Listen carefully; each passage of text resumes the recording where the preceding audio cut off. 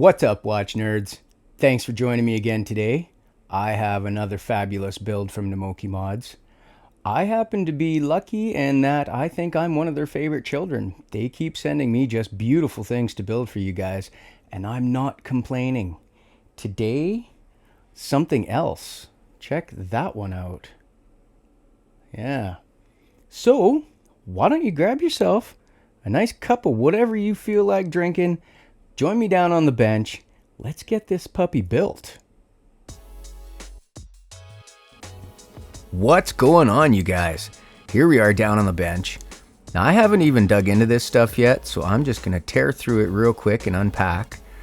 They reached out and said, hey, we got a new case and bracelet coming out. Pick yourself a dial and some hands, and we'll ship it right out to you. So this is their new case they're coming out with. It is, well, it's basically an IWC Engineer, or however the heck you want to say that.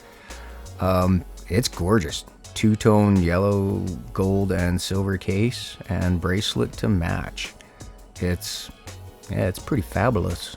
Pretty shiny. Pretty swank. This one also comes with an integrated bracelet and a butterfly clasp. Now, what was the dial I chose, you were asking? Well, here you go. I went through their stock and chose their Bell Ross.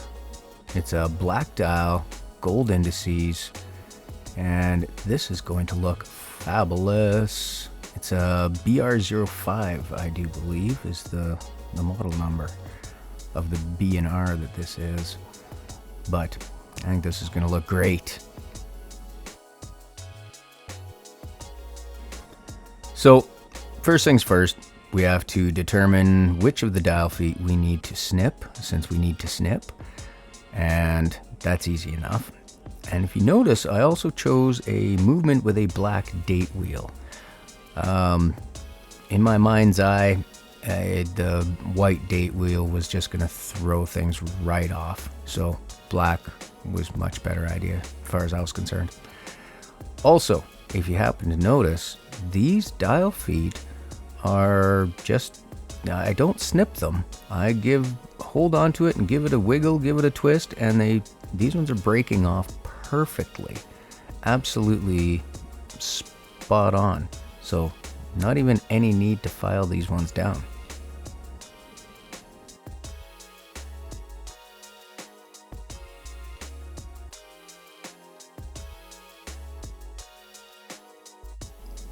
Well, that was definitely about as easy as it gets so far. And yeah, I wasn't wrong.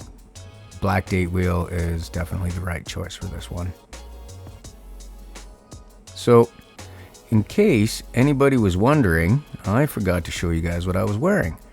This is a Namoki chronograph mod that I did not too long ago, and they still have yet to put up their parts, but I'll leave a link to the video right up here for you guys. You should go watch that one, but only after you watch this one first. You definitely want to see this one till the end. So, on to the next steps. First things first, the hour hand. And as you can see, the keen-eyed of you would notice this is a new hand setting machine. I'm gonna have a review of this one coming up soon. I'm waiting for some new tips for it, and also a movement holder that fits the little cup at the bottom so everything's lined up perfectly. At the moment, I'm using one hand to line up the movement and the movement holder with the hand that comes down, the setting hand. It's not as easy as it looks, I tell you. I haven't got used to this thing yet, but it's not that difficult, and so far it seems to be working quite well. Just have to be right on top of my alignment, that's for sure, because I'm not looking down the tool, I'm off to the side. Now, while we do the hand setting, I'll go over a bit of the dimensions and everything for the watch for you. It's coming in at 10.8 millimeters thick, just under that, but I'm rounding up, you know, a couple points of a millimeter. It is 39 millimeters wide, and the only thing I found a little bit odd, but it is a dress watch, is that the crown is just under 5.5 millimeters. It's quite tiny and almost hard to get a purchase on, but it's not that bad.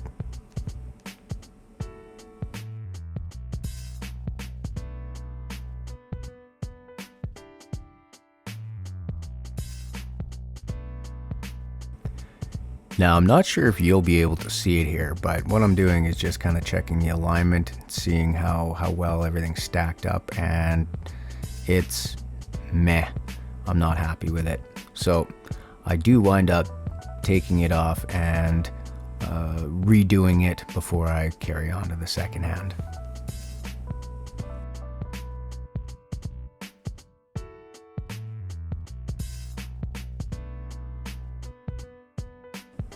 Realigned and onto the second hand.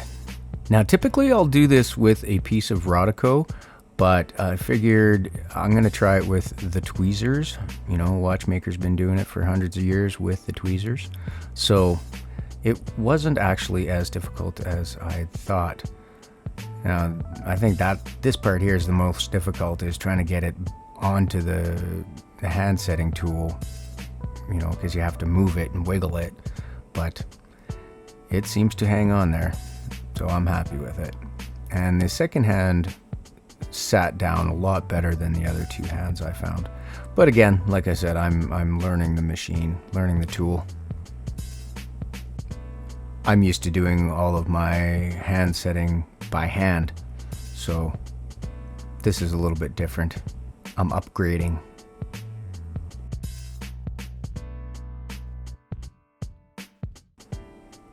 And as you can see, everything's working beautifully and looking sharp.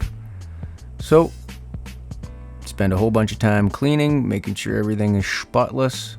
Clean the dial, clean the indices, clean the case, and get ready to case up.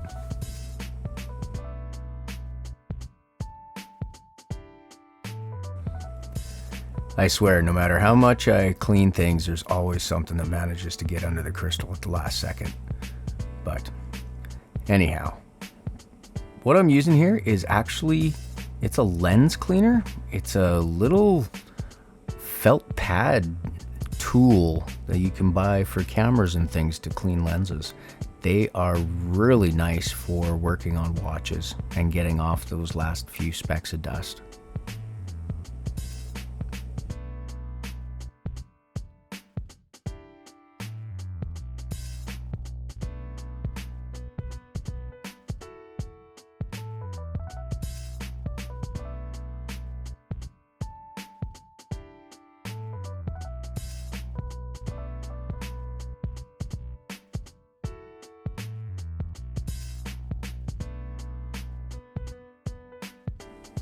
And now we get our first little sneak peek of what we're going to wind up with. And I definitely think that I made a great choice with the dial and hands to go with this case and bracelet set. Feel free to argue with me. Leave comments down below. What do you think? What dial and hands do you think would have looked good with this?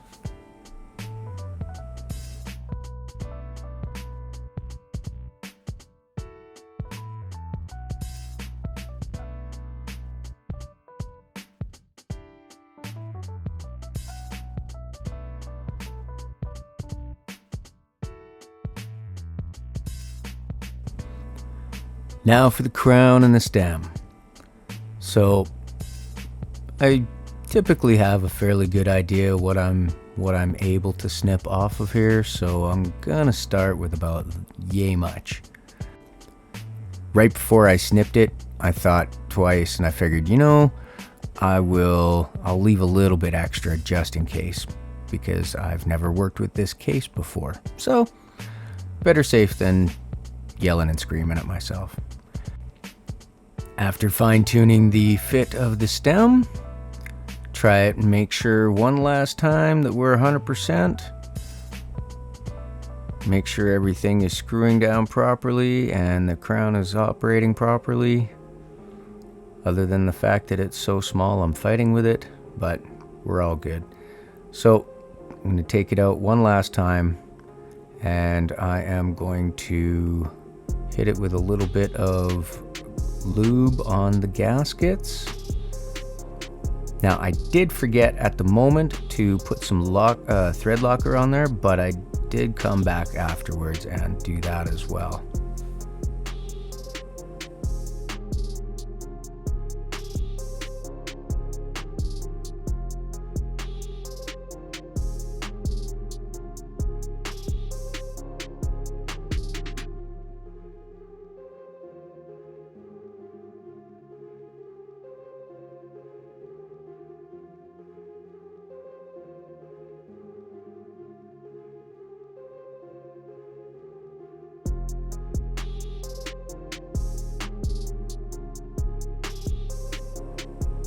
Stem all done and locked down. I'm gonna grab a lubed up case back gasket, and that's it. I'm gonna temporarily install the case back just by hand so we can flip it over and work on getting the bracelet done. Now I typically do this just temporarily, like I say, by hand, so that I can come back afterwards if I find a speck of dust that managed to get under the crystal, which Murphy's Law almost always seems to happen. So I'll do this by hand first, and then I'll double check it, triple check it, and then I'll make sure it is screwed down properly with a tool. So lots and lots of wrapping on this bracelet. So I'm going to save us the hassle and just speed up the video. It is an integrated bracelet, and it attaches with one big screw across the lugs there. So you can see me taking it out there. Then you just put that up against the case, put the screw back through, and Robert's your mother's brother. Just as simple as that.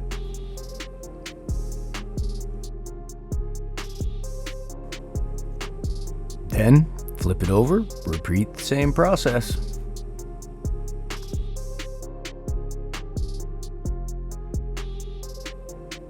And there you have it, senors and senoritas. This thing's actually a little bit flashier than I expected. A lot nicer than I expected. Now, I haven't sized it for my wrist yet, but I shall. I'm gonna just throw it on just to see what it looks like. I love that chronograph. If you haven't watched the video, you really should. I don't know why they haven't released the parts yet, but I'm sure they will pretty soon. Well, here you go. Sized up for my 6.5-inch wrist. It looks great. It could, it's a butterfly clasp. They don't have micro adjust. They don't have an extra micro link on the bracelet, but that's okay. It's definitely close enough that it's not too loose. And if I take one extra link out, it is too tight. So here you guys have it. My last 2 builds from Namoki. Love it. Thanks again, Namoki. I love you guys. Thanks for stopping by. Like and subscribe. I'll see y'all again in the next one. Cheers.